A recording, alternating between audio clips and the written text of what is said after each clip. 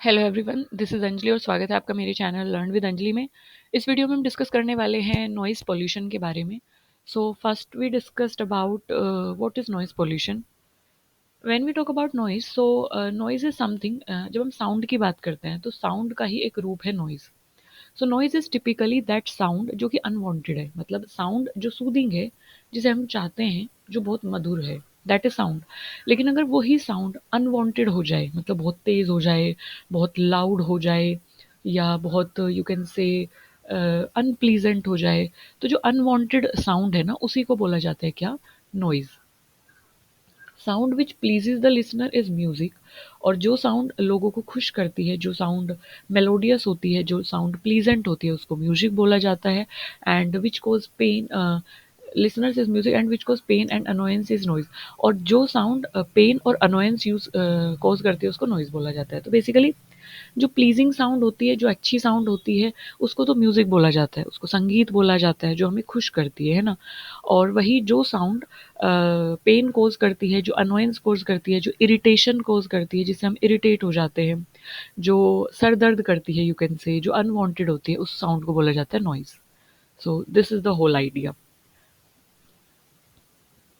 And at time what is music for some can be noise for other. और ऐसा भी हो सकता है कि एक टाइम पे जो किसी के लिए म्यूजिक है, मतलब वही साउंड जो किसी के लिए म्यूजिक है, मतलब मधुर है, किसी के लिए वांटेड है, किसी के लिए वो साउंड किसी दूसरे के लिए अनवांटेड हो सकती है। एक सिंपल से एग्जांपल से इसको समझते हैं। जैसे फॉर एग्जांपल, अभी साइड में म्यूजिक चल रहा है, या फिर यू कैन से किसी की बर्थडे पार्टी है और म्यूजिक चल रहा है ना। ज़्यादा लाउड नहीं है, बट ठीक है, मतलब म्यूजिक चल रहा है। सो वहाँ पे वो उसको एन्जॉय कर रहे हैं, तो वो जो साउंड है उन लोगों के लिए वो म्यूज़िक है, क्योंकि उनके लिए एन्जॉयमेंट का टाइम है। That time is for them is like कि वो एन्जॉय कर रहे हैं, और वो दे वांट दैट साउंड, तो वहाँ उनके लिए वो म्यूज़िक है। बट अगर उनके साइड वाले घर में कोई स्टूडेंट है जिसके एग्ज़ाम हैं कल, या उसके एग्ज़ाम चल रहे हैं और वो पढ़ाई कर रहा है, तो उसके लिए भी जो म्यूज़िक वाली साउंड है, वो उसके लिए क्या हो जाएगी? नॉइज़ हो जाएगी। सो वही बात बोली गई है कि एक ही टाइम पे एक ही साउंड किसी के लिए तो म्यूजिक हो सकती है और किसी के लिए वो नॉइज हो सकती है। सो इसीलिए क्राइटेरिया रखा गया अनवांटेड। तो जो साउंड हमारे लिए अनवांटेड है, वो उसको हम बोलते हैं नॉइज, और जो हमारे लिए वांटेड है, उसको बोलते हैं म्यूजिक। एक ही टाइम पे एक ही साउंड म्यूजिक भी हो सकती है, नॉइज भी हो सकती है। सो this is it. Impact of noise pollution क्या होता है? नॉइज़ जो है वो जनरली हार्मफुल होती है और एक सीरियस हेल्थ हज़ार्ड है। क्योंकि जो भी प्रॉब्लम होती है नॉइज़ पॉल्यूशन से, उसमें क्या होता है, जैसे कि नॉइज़ पॉल्यूशन से क्या-क्या दिक्कतें हो सकती है। टिंगलिंग सेंसेशन हो सकती है आपके ईयर में कंटीन्यूअसली, आप प्रोलॉन्ग टाइम तक, जब एक लंबे समय तक एक पर्टिकुलर अमाउंट की नॉइज़ में एक्सपोज़्ड रहते हैं, तो आपको स्ट्रेस देता है, बहुत सारी इलनेस कॉज़ करता है, स्पीच इंटरफेरेंस कॉज़ करता है, आपको चीज़ें समझ में नहीं आती, हियरिंग लॉस आपको हो जाता है, स्लीप डिप्राइवेशन हो जाता है, स्लीप डिसरप्शन आपको होना शुरू हो जाता है, नींद नहीं आती। और इसके अलावा जो आपका काम है वो भी सफ़र करता है, वो भी हैम्पर करता है। तो लॉस ऑफ प्रोडक्टिविटी देखने को मिलती है।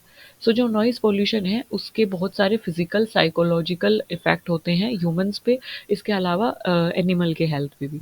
तो एक प्रोलॉन्ग साउंड, प्रोलॉन्ग नॉइज़ के अगर आप एक्सपोजर में रहते हैं लंबे समय तक, तो आपके कान में आपको टिंगलिंग सेंसेशन, एक टिंगल सेंसेशन आपको फील होती है। So these are the impact of what? Noise pollution. अगर हम डू की बात करें, तो क्या चीज़ें हैं जो हमें नॉइज़ पोल्यूशन को लेके, नॉइज़ को हम हमें नॉइज़ ना क्रिएट हो, नॉइज़ पोल्यूशन में तब्दील ना हो, उन सब चीज़ों को लेके हमें क्या डूज़ करने हैं।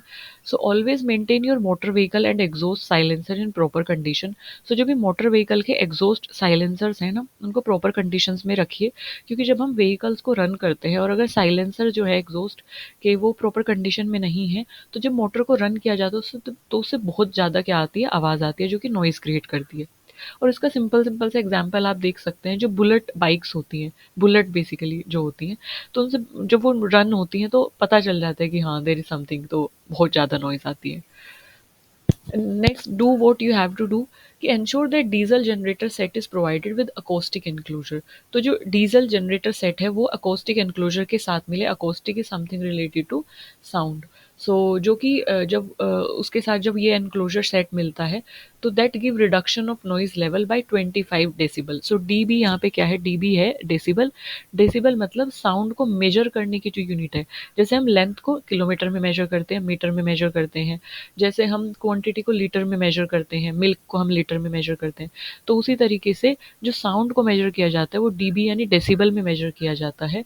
और डीबी इसकी शॉर्ट फॉर्म है और डेसिबल उसको बोला जाता है, तो इसमें इसको मेजर किया जाता है, साउंड की ये यूनिट है। और this is what we have to do. Next is ask for valid type approval certificate from dealer while purchasing portable petrol kerosene generator set. So जब भी जनरेटर सेट आप बाई कर रहे हो, पेट्रोल का हो या केरोसिन का हो, तो जनरेटर सेट क्योंकि जब उनको रन किया जाता है तो उनसे भी बहुत ज़्यादा, उनकी मोटर से बहुत ज़्यादा आवाज़ आती है। तो उसके लिए ना अप्रूवल सर्टिफिकेट डीलर से, मतलब एक ऐसा अप्रूवल सर्टिफिकेट जो ये इंश्योर करे कि हाँ ये ज़्यादा एग्जॉस्ट और ज़्यादा साउंड प्रोड्यूस नहीं करेगा। So valid type of approval certificate dealer से हमेशा ले जब भी आप किसी भी पोर्टेबल पेट्रोल या केरोसिन की जनरेटर सेट को बाय करें। इसके अलावा what you have to do कि keep the volume of loud speakers. तो लाउड स्पीकर आजकल आम बात हो गई है। जैसे कि घरों में तो हम लाउड स्पीकर्स यूज़ करते, लाउड स्पीकर मतलब डीजे वगैरह you can say, DJ use करते हैं तो उसको हम उसका बेस बढ़ा देते हैं। इसके अलावा जो मंदिर होते हैं, जो टेम्पल्स यू कैन से, तो वहाँ पे चर्च में, मंदिर में लाउड स्पीकर्स यूज़ होते हैं।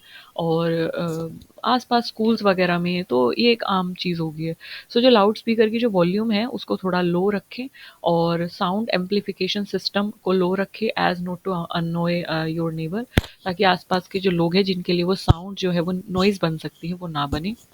इसके अलावा ensure that music sound from music system is played at volume which does not disturb your neighbour. तो हम यूजुअली क्या करते हैं, छोटे स्पीकर्स आते हैं, पोर्टेबल स्पीकर्स आते हैं, मतलब छोटे स्पीकर जिनको आप कैरी कर सकते हैं। तो स्पीकर्स वो आते हैं तो वो उन स्पीकर्स को हम यूज़ करते हैं, उन स्पीकर्स का हम घरों में रखते हैं। तो स्पीकर्स भी एक एक डेली लाइफ का कहीं न कहीं एक सामान हो गया है। सो जब स्पीकर्स हम यूज़ कर रहे हैं तो ध्यान रखिए कि उन पे जो आप साउंड प्ले कर रहे हैं वो उतने ही वॉल्यूम की हो, ताकि पास में जो आपके लोग रह रहे हैं, आपके जो नेबर्स रह रहे हैं उनको डिस्टर्बेंस ना हो, वो आपके रूम तक सीमित रहे। So that is play fire cracker only outdoor in the designated areas and community level. तो जब भी फायर क्रैकर से हम प्ले करते हैं, चाहे वो दिवाली पे हो या फिर कोई भी फंक्शन हो या कोई भी सेलिब्रेशन हमें करना हो, तो यूजुअली हम क्रैकर्स जलाते हैं, फायर क्रैकर्स का यूज़ करते हैं जिनसे बहुत ज़्यादा नॉइज़ होती है। सो हमेशा ध्यान रखिए एक ओपन एरिया में करें अगर आपको इसको यूज़ करना है तो उससे दो चीज़ें होंगी, एक तो सेफ्टी पर्पज़ से लिए सेफ़ होगा, और दूसरा जो भी नॉइज़ होगी वो कहीं न कहीं डाइल्यूट हो जाएगी, वो आस-पास के लोगों को परेशान नहीं करेगी। इसके अलावा what you have to do, use only green fire cracker that comply with noise standard. So green fire crackers आते हैं जो कि ये इंश्योर करते हैं कि एमिशन जो है अबव द लेवल एमिट ना हो। इसके अलावा जो नॉइज़ है वो noise particular standard, particular decibel के अंडर ही वो रहे और ज़्यादा एमिशन वहाँ से रिड्यूस ना हो। सो नॉइज़ और एमिशन दो चीज़ों का ध्यान रखते हैं ग्रीन क्रैकर, तो इनको यूज़ करें हो सके तो। डोंट क्या करना है आपको, avoid use horn accept eight emergencies. तो यूजुअली लोग क्या करते हैं ना, जब ट्रैफिक सिग्नल्स पे जब वेट करना होता है तो वेट करना है, सबको, सब रुके हुए हैं, तो ये जनरली उन एरियाज़ में, मेट्रोपॉलिटन सिटीज़ में ये यूजुअली देखा गया है जहाँ पे भीड़ बहुत होती है सड़कों पे। तो जो हॉर्न है उसको कंटिन्यूअसली यूज़ किया जाता है, उसको बार बार बार बार बार बार यूज़ किया जाता है। सो हॉर्न को यूज़ करना अवॉइड कीजिए, अननेसेसरी जो नॉइज़ है उसको क्रिएट करना बंद कीजिए, इमरजेंसी के दौरान ही अपने हॉर्न का यूज़ कीजिए। और इसके अलावा what don't you have to do, don't use multi toned air horns in vehicle. Multi tone जो हॉर्न है उनको यूज़ ना कीजिए, एयर हॉर्न को व्हीकल्स में यूज़ ना कीजिए, क्योंकि इससे बहुत दूर तक साउंड जाती है, बहुत तेज़ साउंड जाती है, इंटेंसिटी बहुत ज़्यादा होती है इनकी। Do not use modified exhaust silencer. Modified exhaust silencer का यूज़ नहीं है क्योंकि वो बहुत ज़्यादा साउंड क्रिएट करते हैं। Do not install डीजर generator set without prior approval from the competent authority. जैसे हमने इसमें भी बात की कि सर्टिफिकेशन लेना ज़रूरी है, तो वही बोला है कि without the prior approval competent authority से, बिना किसी अप्रूवल के डीजल जनरेटर सेट को अपने घरों में इंस्टॉल ना करें, और if required by local laws. Next, don't what you have to do, what you don't have to do. So do not use loudspeaker in open and without obtaining permission. So generally हम क्या कर रहे हैं कि loud speaker को open में play करते हैं।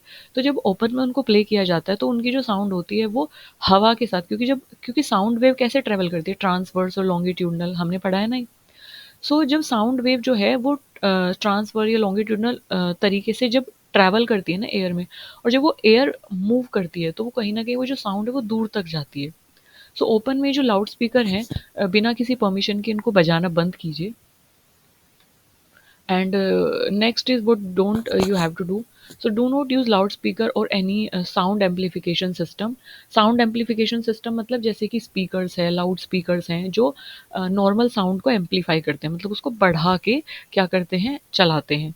सो लाउड स्पीकर्स हैं, डीजेज हैं, तो इन सभी जो साउंड एम्पलीफिकेशन सिस्टम है इनको 10 से बिटवीन 10 टू 6 एम, मतलब रात के टाइम इनको यूज़ ना करें। क्योंकि रात का जो टाइम होता है इसमें अगर आप थोड़ा भी साउंड एम्पलीफिकेशन सिस्टम यूज़ करते हैं तो वो दूसरे लोगों के लिए नॉइज़ का काम कर सकता है। क्योंकि सब लोग रात को सो रखे होते हैं, सो उसमें क्या होता है, हमें कम साउंड चाहिए होती है, और अगर थोड़ी भी साउंड बजती है तो एम्पलीफाई तो साउंड मतलब बढ़ेगी। तो जब थोड़ी भी साउंड बजती है या वो एम्पलीफाई होती है तो वो क्या होती है, प्रॉब्लम क्रिएट करती है। So next is do not make your neighbour a captive listener to your music system. So captive listener का मतलब ये है कि मान लो कि आपको कोई म्यूजिक पसंद है और आपने उसको लाउड स्पीकर पे या स्पीकर पे उसको चलाया हुआ है, कोई भी साउंड एम्पलीफिकेशन सिस्टम पे उसको चलाया हुआ है, बट आपके नेबर को तो नहीं चाहिए ना वो, मतलब उसको वो म्यूजिक चाहिए नहीं फिलहाल इस टाइम पे। मे बी शायद वो सो रहा है, हो सकता है कि शायद वो पढ़ रहा है, हो सकता है कि वो मेडिटेट करने की कोशिश कर रहा है, what ever he is doing या शी इज डूइंग। सो अगर आप म्यूजिक प्ले कर रहे हैं इतने एम्पलीफिकेशन पे या इतनी साउंड पे जो कि आसपास के एरियाज के लोगों को भी डिस्टर्ब कर रही है, तो बेसिकली आपने उन लोगों को जबरदस्ती उस साउंड का कैप्टिव लिसनर बनाया हुआ। कैप्टिव मतलब किसी को जबरदस्ती पकड़ के आप उस साउंड को सुना रहे हैं। तो आपको वो चीज़ नहीं करनी है, अपने नेबर्स को जो है कैप्टिव लिसनर नहीं बनाना है उस म्यूजिक सिस्टम का। कैप्टिव मतलब पकड़ के आप उनको जबरदस्ती उस साउंड को क्या कर रहे हैं, सुना रहे हैं। Do not play fire crackers beyond 8 PM to 10 PM। 8 PM to 10 PM के दौरान फायर क्रैकर्स का यूज़ ना करें। क्योंकि इस दौरान क्या होता है, लोग मतलब जो रास्ते होते हैं वो मूवमेंट चल रही होती है, काफ़ी ज़्यादा मूवमेंट होती है उस टाइम पे आसपास के लोगों में, और उस टाइम पे अंधेरा भी हो चुका होता है, मतलब एक रोशनी नहीं होती है जनरली। जनरली क्या, सूरज नहीं होता है तो रोशनी नहीं होती है, देयर इज़ नो लाइट। सो रोशनी नहीं होती है और मूवमेंट भी होता है लोगों का। तो ये वो ऐसा टाइम है ना जहाँ पे कैजुअलिटीज़ बहुत बढ़ सकती हैं। तो अगर फायर क्रैकर हम यूज़ कर सकते हैं, करेंगे, तो वो मूव करेगा, फायर क्रैकर वो मूव करेगा तो किसी को भी जाके लग सकता है। सो साउंड बहुत ज़्यादा होगी क्योंकि रात का टाइम है, तो साउंड भी बहुत ज़्यादा होती है। सो आपको इन चीज़ों का ध्यान रखना है इन सब के दौरान। So with with these dos and with these don'ts we can protect our environment from sound pollution या सॉरी नॉइज़ pollution। क्योंकि साउंड तो दो तरीके की होगी, वो म्यूज़िक भी हो सकती है, वो नॉइज़ भी हो सकती है। सो इन डूज़ को फॉलो करके और इन डोंट्स को फॉलो करके हम नॉइज़ पोल्यूशन से अपने एनवायरनमेंट को क्या कर सकते हैं, सेव कर सकते हैं, बचा सकते हैं।